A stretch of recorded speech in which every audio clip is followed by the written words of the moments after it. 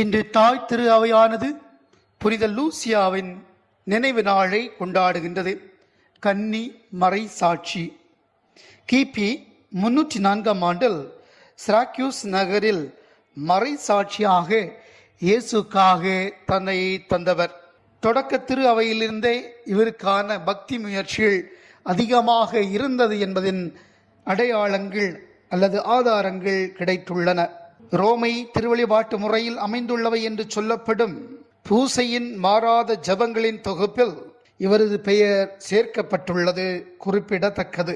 கிபி 1204ஆம் ஆண்டிலிருந்து அவரது கல்லறை கண்டுபிடிக்கப்பட்டு புனிதமாக கருதப்பட்டு வருகிறது. புனித லூசியாவின் தாய் இரத்த பெருக்கினால் வேதனைப்பட்டார். இதனால் தாயும் மகளுமாக கட்டோனியாவுக்கு திருப்பயணம் சென்றார்கள். அங்கு புனித ஆகத்தா